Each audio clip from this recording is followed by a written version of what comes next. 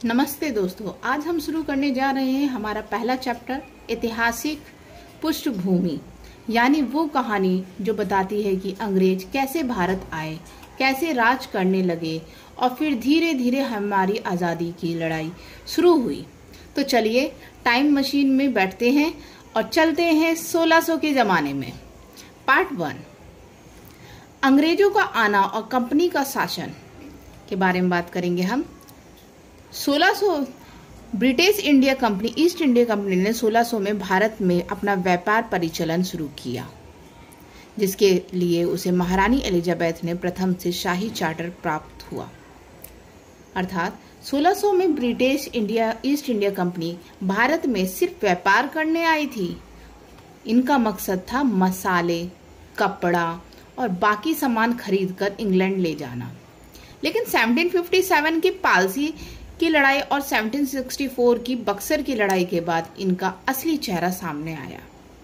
ये सिर्फ व्यापारी नहीं थे, बल्कि अब ये भारत पर शासन भी करना चाहते थे। और फिर क्या, 1858 तक भारत में कंपनी का शासन चला। 1858 से 1947 तक। 1858 से 1947 तक चला ब्रिटिश क्राउन का शासन, मतलब सीधे ब्रिटेन की सरकार का राज।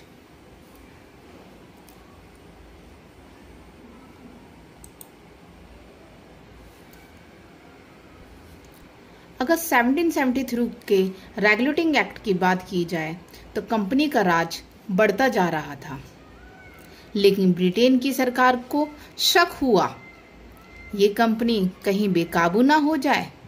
तो 1773 में आया रेगुलेटिंग एक्ट। अभी मैं आपको स्टोरी की तरह समझा रही हूँ, उसमें ये ही सब लिखा हुआ है, लेकिन अगर मैं लाइन टू लाइन करवाऊंगी तो इतना मज़ा नहीं आएगा जितना आपको स्टोरी के फॉर्म में आएगा। पहले आप समझ लीजिए, उसके बाद पढ़िए। अगर नोट्स चाहिए तो आप मुझे डीएम कीजिए, मैं नोट्स दूंगी। तो चलते हैं हम 1773 का रेगुलेटिंग एक्ट पर। कंपनी का राज बढ़ता जा रहा था, लेकिन ब्रिटेन की सरकार को शक हुआ ये कंपनी कहीं बेकाबू ना हो जाए। तो 1773 में आया रेगुलेटिंग एक्ट। 1773 में क्या आया? Regulating act. गवर्नर जनरल का पद बना। सबसे पहले बने वॉरेन हेस्टिंग। बंगाल के गवर्नर का नाम बदलकर बंगाल का गवर्नर जनरल कर दिया गया। वॉरेन हेस्टिंग इस पद पर आसीन होने वाले प्रथम व्यक्ति थे, मतलब सबसे पहले बने वॉरेन हेस्टिंग। अब है गवर्नर जनरल के अधीन बंगाल, मद्रास और बॉम्बे का गवर्नर आया। मतलब बंगाल जो गवर्नर जनरल के अधीन थे, बंगाल, मद्रास और बॉम्बे के गवर्नर आए। कौन कौन से आए?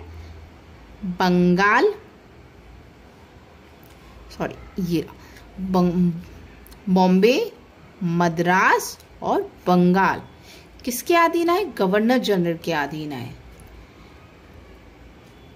वही सर्वोच्च न्यायालय की बात की जाए तो, एक सेकेंड बुक को थोड़ा सा वो कर दूं।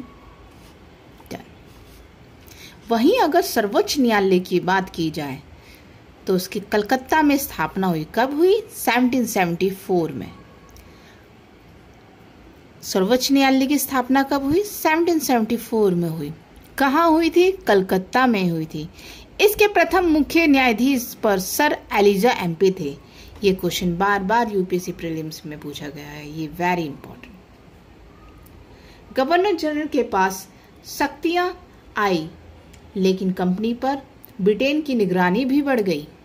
सीधी भाषा में कहें तो कंपनी को फ्री हैंड नहीं बल्कि कंट्रोल में रखा गया।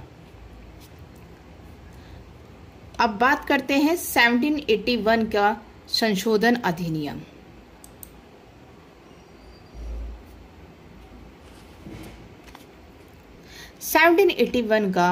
संशोधन अधिनियम 1773 का कानून बना, लेकिन उसमें थोड़ी गड़बड़ी थी, इसलिए 1781 में आया संशोधन अधिनियम। अब संशोधन मीनिंग क्या होता है?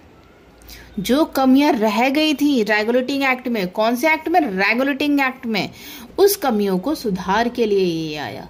कौन सा है? 1781 में संशोधन अधिनियम। इसके बारे में अगर हम बात करते हैं तो क्या करते हैं, ये क्या था आखिर?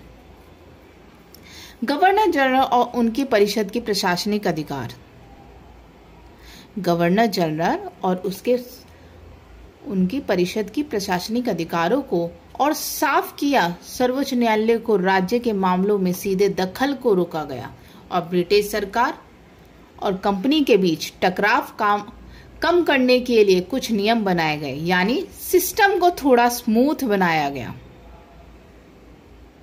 तो दोस्तों, आज हमने जाना कि कैसे अंग्रेज सिर्फ व्यापार से भारत के शासक बने गए और 1773 रेगुलेटिंग एक्ट और 1781 के कानूनों से उनका राज कैसे व्यवस्थित हुआ।